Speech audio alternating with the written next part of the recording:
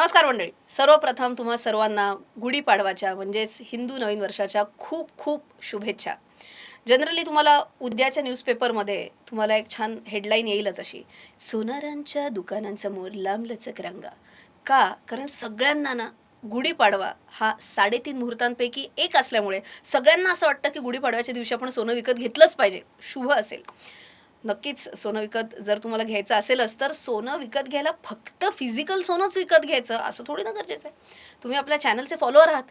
तुम्हाला माहिती आहे सोनं विकत घ्यायचं असेलच, तर वेगळे-वेगळे पर्यायी मार्ग असू शकतात. फिजिकल सोनं असू शकतं, गोल्ड म्युच्युअल फंड्स असू शकतात, गोल्ड ई-टी-एफ्स किंवा गोल्ड बीज असू शकतात किंवा एस-जी-बीसुद्धा असू शकतात. तुम्हाला एस-जी-बी काय आहे हे माहीत नसेल, तर हा व्हिडिओ तुम्ही बघितला नाहीये. अरे काय थंबनेल टाकलंय ते. बरं ठीक आहे, जाऊ दे. अच्छा, आणि तुम्हाला जर असं वाटत असेल, की हा व्हिडिओ माझ्याकडनं सुटला कसा? याचा अर्थ तुम्ही चॅनलला अजूनही सबस्क्राईब नाही केले आणि ते बेल आयकॉनही हाणलं नाही. ते पटकन करून टाका. फुकट असतं. नवीन वर्षाचा हा एक नवीन संकल्प घ्या, की रचनाच्या प्रत्येक व्हिडिओला आम्ही लाईक करणार आणि जास्तीत जास्त लोकांबरोबर शेअरसुद्धा करणार. वाह! क्या बात है. आता आपण वळूयात आजच्या व्हिडिओकडे, कारण आज आपण सोन्याच्या गुंतवणुकीबद्दलच बोलणार आहोत, पण फिजिकल सोनं नव्हे, तर एस-जी-बीजच्या माध्यमातनं आपण सोन्यामध्ये गुंतवणूक कशी करू शकतो याच्याबद्दल चर्चा करणार आहोत. कारण हे एक असं माध्यम आहे, जिकडं तुम्हाला एक्झिस्टिंग मार्केट रेट जो आहे त्याच्यापेक्षा स्वस्तात तुम्हाला सोनं मिळू शकतं. तुम्हाला गोल्डच्या भावामध्ये जे काही एक वाढ होऊ शकते, अप्रिसिएशन ज्याला आपण म्हणतो, ते सुद्धा तुम्हाला मिळू शकतं. 2.5% तुम्हाला व्याजसुद्धा मिळू शकतं दरवर्षी. अहो, इतकी कमाल गोष्ट असेल तर मग का नाही? हां, आता गंमत अशी आहे, की एस-जी-बीज आज जर तुम्हाला विकत घ्यायचे असतील, तर ते तुम्हाला प्रायमरी मार्केटमध्ये अवेलेबल नाहीत. तुम्हाला सेकंडरी मार्केटमधनं घ्यायला लागतील. पण सेकंडरी मार्केटमध्ये 40 पेक्षा जास्ती एस-जी-बीज आहेत. मग याच्यातनं नक्की घ्यायचं तरी कुठला? कारण जर तुम्ही चुकीचा एस-जी-बी घेतला ना, तर तुमचे रिटर्न्स बऱ्यापैकी खालती येऊ शकतात. सो आजच्या व्हिडिओमध्ये आपण 5 महत्त्वपूर्ण गोष्टी बघणार आहोत. सगळ्यात पहिल्यांदा म्हणजे एस-जी-बीचं टॅक्सेशन कसं होतं? बजेट 2026 मध्ये मोठी अमेंडमेंट आहे, त्याच्याबद्दल डिस्कस करणार आहोत. एस-जी-बीमध्ये यील्डची संकल्पना खूप महत्त्वाची आहे. ती उदाहरणासकट आपण शिकून घेणार आहोत. तिसरी गोष्ट, बेस्ट एस-जी-बी सिलेक्ट करताना काय निकष असू शकतात हे बघणार आहे. 2026 मधले टॉप 5 एस-जी-बी कोणते असू शकतात याच्यावर आपण चर्चा करणार आहे. आणि एस-जी-बी घेताना काही महत्त्वपूर्ण जोखीम काही असू शकतात का, त्याच्याबद्दलही चर्चा करणार आहे. व्हिडिओ खूप इन्फॉर्मेटिव्ह असणार आहे, तर व्हिडिओ शेवटपर्यंत बघायला विसरू नका. पुढे जायच्या आधी मला सगळ्यांना मनापासून धन्यवाद द्यायचा आहे, कारण टेक्निकल एनालिसिस युजिंग एआयला काय जो कमाल रिस्पॉन्स दिलाय तुम्हा लोकांनी. म्हणजे जगभरातनं भरपूर लोकांनी हा वेबिनार अटेंड केला आणि एक तर खूप कॉमेंट म्हणजे माझ्या मनाला भिडली अक्षरशः. कारण त्या व्यक्तीने सांगितलं, की माझं इंग्रजी काही एवढं चांगलं नाहीये, पण तरीसुद्धा तुम्ही जे काय बोलला इतक्या सोप्या इंग्रजीमध्ये बोलला, की मला सगळं कळालं तुम्ही जे काय सांगितलंय ते. पण मग हा वेबिनार जर झालाय, तर मी परत का त्याच्याबद्दल सांगतेय? सोपी गोष्ट आहे. मी अजून एक वेबिनार अनाउन्स करतेय, बॅच 2 अनाउन्स करतेय. कधी? तर 22 मार्चला सकाळी 11 ते 1 हा वेबिनार असणार आहे. इंग्रजीत असणार आहे, पण मी म्हटलं असं सोप्या इंग्रजीत असणार आहे. तुम्हाला भरपूर काय-काय शिकायला मिळेल. ह्याचं जर एखादं एक छोटंसं उदाहरण तुम्हाला दाखवायचं असेल, की नक्की काय बघायला मिळेल. तर आता लेट अस से हा एक स्टॉक आहे. इथे छान ट्रेंड लाईन तुम्हाला ड्रॉ करायची आहे. पण तुम्हाला जर ही ट्रेंड लाईन ऑटोमेट करता आली तर उदाहरणार्थ असं आपोआप आली ही ट्रेंड लाईन. कशी? तर मी ह्याच्यासाठी एक मस्त पाईन स्क्रिप्ट लिहून काढली. किंवा तुमच्याकडे एखादी स्ट्रॅटेजी असेल आणि तुम्हाला बाय, सेल, कॉल्स याच्यावरती आणायचे असतील, समथिंग लाइक धिस. इथं बाय, इकडं सेल, इकडं बाय, व्हॉटएव्हर. तर हे तुम्ही कसं करू शकता? हे सगळं पाईन स्क्रिप्टनी करता येतं. पण तुम्ही म्हणाले, "एवढं सगळं कोडिंग वगैरे आम्हाला कसं येणार? आम्ही इंजिनिअर थोडी ना गंमत सांगू का? मला पण कोडिंग येत नाही. पण हे सगळं शक्य आहे ChatGPT सारख्या टूल्सनी, जिकडे आपण कोडिंग करून हे सगळं ट्रेडिंग व्ह्यूमध्ये टाकू शकतो. हे सगळं मी तुम्हाला या वेबिनारमध्ये शिकवणार आहे. सोप्या भाषेत शिकवणार आहे आणि हे सगळे कोड्ससुद्धा तुम्हाला हँडओव्हर करणार आहे. मी मगाशी म्हटलं तसं सीट्स परत लिमिटेड आहेत. सो ज्यांना तुमचं नॉलेज अपस्किल करायचं आहे, तुम्हाला नवीन काय शिकायची इच्छा आहे, तर नक्की फटाफट तुम्ही या वेबिनारला रजिस्टर करा. याची लिंक पिन कॉमेंट आणि डिस्क्रिप्शन बॉक्समध्ये दिली. आता बजेट 2026 मध्ये एक महत्त्वाची अमेंडमेंट आली. अमेंडमेंट म्हणजे एक चेंज झाला. त्याच्यामुळे एस-जी-बीचं टॅक्सेशन चेंज झालं. आता हे चेंज काय झालेलं आहे हे आपण बघूयात. सगळ्यात पहिल्यांदा म्हणजे मी म्हटलं प्रायमरी मार्केटमध्ये आता एनिवेज एस-जी-बी येतच नाहीयेत. सो एखाद्याला जर एस-जी-बी घ्यायचा असेल तर आजचा व्हिडिओ ह्याच्यावरच फोकस्ड आहे, की जर तुम्ही सेकंडरी मार्केटमधनं जर तुम्ही एखादा एस-जी-बी विकत घेतला, थोडक्यात स्टॉक एक्सचेंजवरनं तुम्ही डायरेक्टली विकत घेतला, तर त्याच्या टॅक्सेशनचं काय होतं?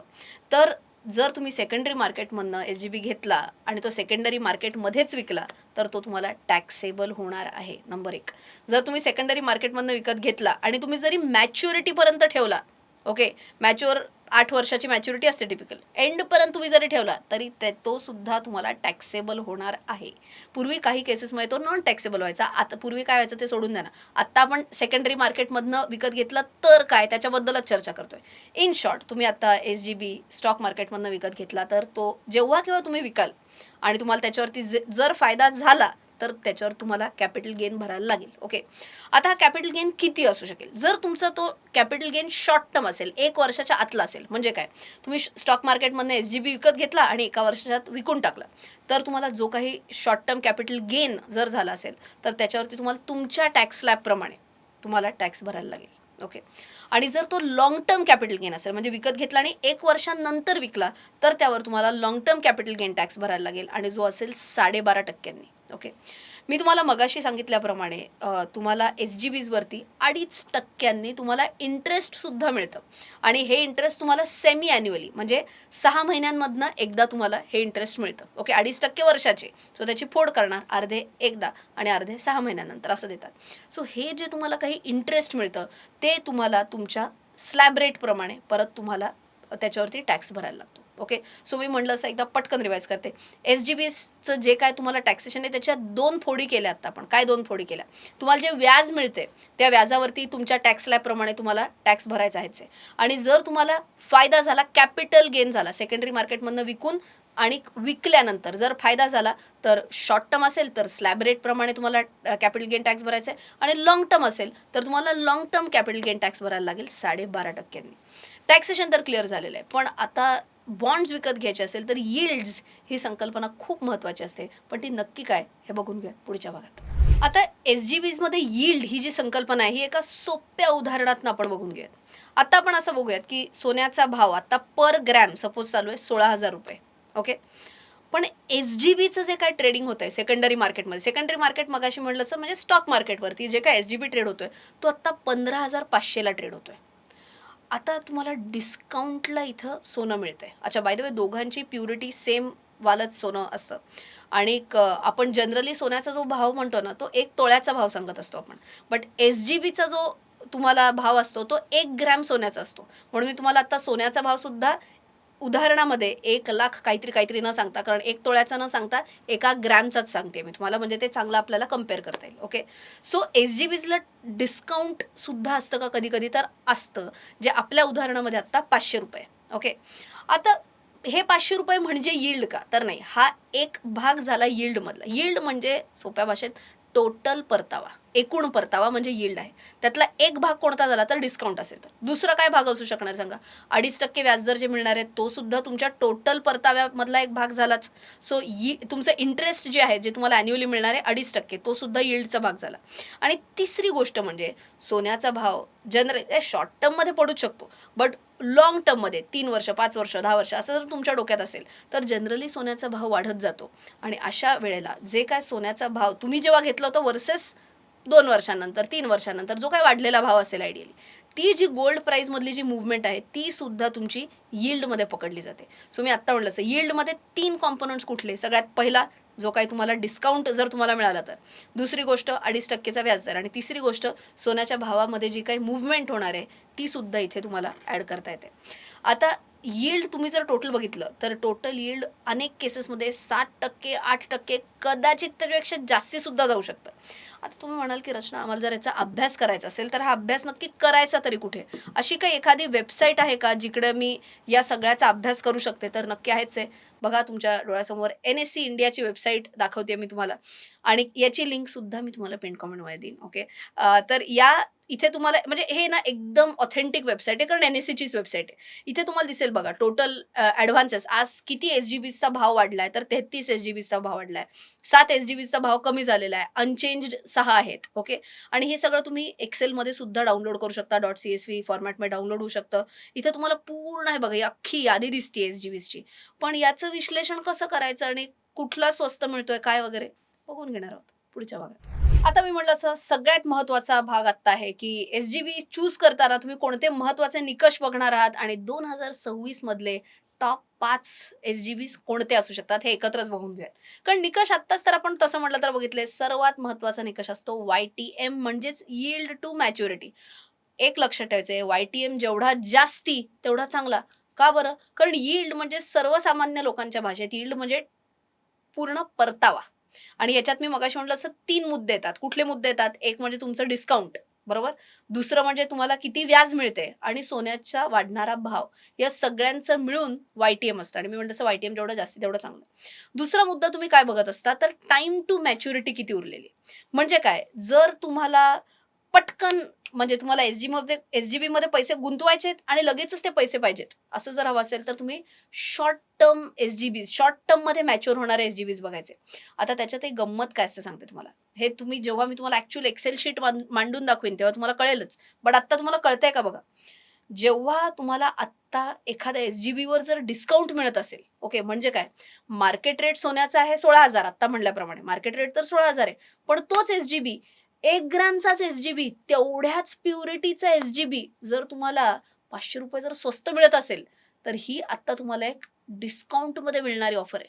आणि जेव्हा केव्हा तो एस-जी-बी तुमचा मॅच्युअर होतो, तेव्हा हे डिस्काउंट आपोआप निघून जातं.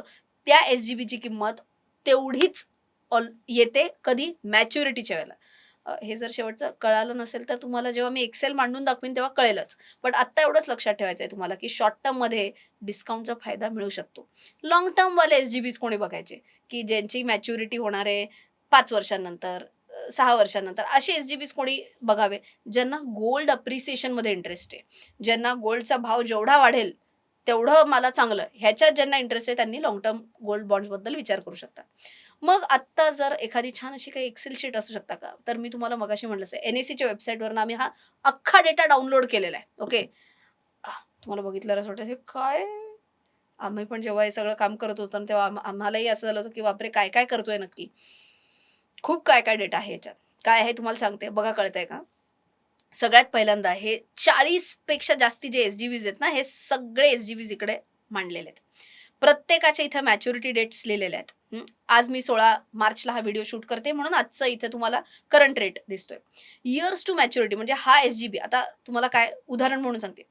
2026 नोव्हेंबर तुम्हाला इथे दिसेल. नोव्हेंबर 2026ला हा मॅच्युअर होणार आहे.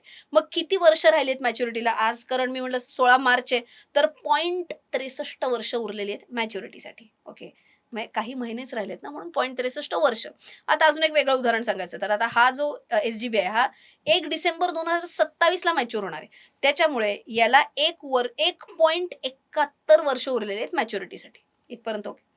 आता त्या बॉन्डची जेव्हा तो बॉन्ड इश्यू झाला, तेव्हाची इश्यू प्राईस काय-काय आहे, हे सगळं इथे लिहून काढलेलं आहे. आता तुम्ही म्हणाल, "रचना ह्याची काय गरज होती? तेव्हाची इश्यू प्राईसचा काय संबंध आहे?" आहे ना संबंध. तुम्हाला जे 2.5% कुपन मिळतं, 2.5% जो इंटरेस्ट मिळतो, तो 2.5% या इश्यू प्राईसवर मिळतो. ओके. सो जेव्हा मी याच्यात YTNच्या कॅल्क्युलेशनमध्ये जेव्हा मी इंटरेस्टचं कॅल्क्युलेशन केलंय, 2.5% of what? Of issue price.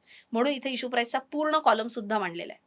आता तुम्हाला दिसेल एल-टी-पी. तुम्ही म्हणाला प्रत्येकाची एल-टी-पी वेगळी आहे. हो, हे सर्व बॉन्ड्स स्टॉक एक्सचेंजवरती लिस्ट आहेत. हे सर्व बॉन्ड स्टॉक एक्सचेंजवरती ट्रेड करतायत. या प्रत्येकाची एल-टी-पी वेगळी-वेगळी आहे. ओके. मग तुम्हाला दिसेल कॉलम एन-ए-व्हीचा. एन-ए-व्ही काय आहे? एन-ए-व्ही म्हणजे आजचा सोन्याचा भाव. ओके. ते IBJAच्या वेबसाईटवरनं तुम्हाला लगेचच मिळून जातो. मी त्या वेबसाईटची लिंक सुद्धा पिन कॉमेंट डिस्क्रिप्शनमध्ये देईन. ओके. आता गंमत आली. ओके. सो मी तुम्हाला म्हटलं असं 2.5% कुपन तर तुम्हाला समोरासमोर कळणारच आहे. ते तर सोपं आहे. YTNचे 3 पॅरामीटर्स आहेत ना 2.5% कुपन. ते तर आपल्याला कळणार आहे इश्यू प्राईसचे 2.5%. ओके. प्लस तुम्हाला आता किती कुपन्स उरलेले आहेत हे पण माहिती पाहिजेत. आता तुम्हाला इथे दिसेल 2 कुपन उरलेले आहेत नोव्हेंबर 26 साठी. आता हे कसं काढलं? जेव्हा मॅच्युअर होणार आहे, त्या महिन्यात शेवटचं कुपन येतं. म्हणजे नोव्हेंबर 26 मध्ये येणार आहे आणि याच्या अलीकडे 6 महिने कारण मी तुम्हाला काय म्हटलं, वर्षातनं 2दा, 6 महिन्यातनं 1दा असे तुम्हाला कुपन्स मिळणार आहेत. सो नोव्हेंबरच्या अलीकडे 6 महिने म्हणजे मे. म्हणून मे 26, नोव्हेंबर 26 असे 2 कुपन्स उरलेले आहेत. आपण अजून एक उदाहरण घेऊयात. इथं एकच कुपन उरलेलं आहे. कारण हा एस-जी-बी मॅच्युअरच होणार आहे मे 26 मध्ये.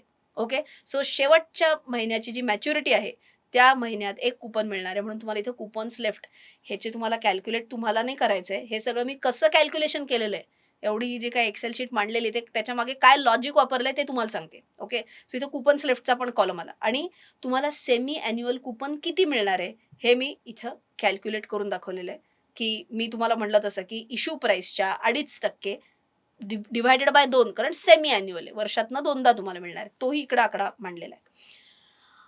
सो इंटरेस्ट रेट हा तर एक मुद्दा झाला. ओके, कुपनचा मुद्दा झाला. दुसरा मुद्दा होता, की तुम्हाला डिस्काउंट किती आहे. आता डिस्काउंट कॅल्क्युलेट करणं खूप सोपं आहे. आजची एन-ए-व्ही किती आहे आणि तुम्हाला हा मिळतोय कितीला. समोरासमोरच तुम्हाला दिसतंय. या दोघांमध्ये भावामध्ये फरक आहे. हा तुम्हाला डिस्काउंट आज मिळतो आहे, जर एखाद्याने आज हा एस-जी-बी विकत घेतला तर. सो वाय-टी-एम मधला दुसरा मुद्दाही कळाला. आणि तिसरा मुद्दा काय आहे, आज तर मी एस-जी-बी विकत घेतलाय. त्याची मॅच्युरिटीच्या वेळेला त्याचा काय भाव असेल? आता हा इथे आला अंदाज. कारण मला नाही माहिती आहे ना, की 5 वर्षानंतर या एस-जी-बीचा भाव काय असेल किंवा 1 वर्षानंतर काय असेल, ह्याच्यासाठी अंदाज बांधायला लागतो. मग अंदाज बांधलाय कसा? हे प्रोजेक्टेड इथे अझम्पशन्स आलेत. हे कसं काढलेलं आहे आम्ही? तर सिंपल आहे. असं म्हणतात, की सोनं इन्फ्लेशन एवढं तरी नक्कीच तुम्हाला परतावा देतो. ओके. सो इन्फ्लेशन आत्ता आपलं साधारण 6% आहे. तरी मी एक 7% च्या आसपास परतावा पकडलाय. एखादा टक्का तरी जास्ती म्हणलं सोन्याला जरा देऊयात. सो 7% दरवर्षी मी जो काही सोन्याचा भाव आहे, त्याला वाढवत गेलेली आहे. अशा पद्धतीने तुम्हाला हे इथं सोन्याची प्रोजेक्टेड एन-ए-व्ही दिसेल. आता तुम्ही म्हणाल 20,111 कारण हा 2029 चा भाव आहे. अजून जर पुढचे एस-जी-बीज असतील, हे बघा आता हा 2032 आहे. इथे मी 23,000 पकडतेय. ओके. किंवा जर तुम्हाला इथे आत्ता दिसलं, की आता मे 2026 म्हणजे आलंच ना, तर इथे तुम्हाला फक्त भाव मी प्रोजेक्टेड एन-ए-व्ही 15,777 पकडली. म्हणजे आता आपण काय केलंय, पूर्ण 60% इन्फ्लेट नाही केलेलं आहे सोनं. 60% वर्षासाठी, तर काही दिवसांसाठी किती? असं मी इथे कॅल्क्युलेशन केलेलं आहे. असं सगळं करून ते वाय-टी-एम कॅल्क्युलेट करून फ्युचर कॅश फ्लोज वगैरे भयंकर ट्रिकी गोष्ट आहे. याच्यातनं मी इथे इन्फ्लेशन ॲडजस्टेड आय-आर-आर परतावा काढलेला आहे. आणि आता आपल्याला सगळ्यात महत्त्वाचं काय, की झेड-टू-ए म्हणजे हायेस्ट मला कुठे यील्ड मिळणार आहे, हायेस्ट मला परतावा कुठे मिळणार आहे, बेस्ट एस-जी-बी आय-आर-आर प्रमाणे येतोय. मे 2026 चा ॲन्युअलाइज्ड परतावा इथे जवळ-जवळ 16.5% मिळतोय. ॲन्युअलाइज्ड म्हणते मी. तसंच नोव्हेंबर 26 चा सेकंड बेस्ट येतोय. ऑक्टोबर 26 चा थर्ड बेस्ट येतोय. जानेवारी 27 चा फोर्थ बेस्ट येतोय आणि डिसेंबर 27 चा फिफ्थ बेस्ट येतोय. हे सगळं मी माझ्या टीमनी हे सगळं एआयची पण मदत घेतलेली आहे. आम्ही स्वतःनी पण बरंच याच्यावरती काम केलेलं आहे आणि असं करून हे एक्सेल शीटमधनं एखाद्या व्यक्तीने जर टॉप 5 एस-जी-बीज आत्ताच्या क्षणी घ्यायचं म्हटलं, तर कसं आहे हे मी तुम्हाला मांडून दाखवलंय. बट रोज याची गणितं बदलत असतात. याच्यासाठी काही टूल डेव्हलप करता येईल का? याच्यासाठी माझी आय-टी टीम खूप प्रयत्न करतेय. जर आम्ही हे टूल डेव्हलप करू शकलो, तर एका महिन्याच्या आत आम्ही डेडलाईन ठेवलेली आहे. एका महिन्याच्या आत 16 एप्रिल 2026च्या आत जर हे टूल रेडी झालं, तर आम्ही त्या टूलची लिंक सुद्धा तुम्हाला पिन कॉमेंट डिस्क्रिप्शन बॉक्समध्ये देऊत. तुम्ही पण चेक करत राहा पिन कॉमेंट डिस्क्रिप्शन. म्हणजे तुम्हाला काय फक्त सोन्याचा भाव टाकायचा आहे, एल-टी-पी टाकायचं आहे, की झालं तुम्हाला बेस्ट एस-जी-बीज कोणते असू शकतात, हे तुम्हाला आपोआप कॅल्क्युलेट होऊन येतील. अदरवाईज आत्ताच्या घडीला कुठले टॉप 5 आहेत, हे तर तुम्हाला आय होप कळलं असेलच. वळूया शेवटच्या मुद्द्याकडे, की रिस्क्स महत्त्वाच्या जोखीम काही काय असू शकतात का एस-जी-बीजमध्ये? सगळ्यात पहिलं म्हणजे लिक्विडिटी रिस्क. म्हणजे काय? जेव्हा तुम्हाला तो बॉन्ड विकायचा आहे, तेव्हा समोर ग्राहक पण पाहिजे. असं काही बॉन्ड्स तुलनेने कमी लिक्विड असतात. सो लिक्विडिटी भरपूर आहे ना, हे चेक करा एस-जी-बीज बाय करायच्या आधी. दुसरी गोष्ट असते बिड आस्क स्प्रेड.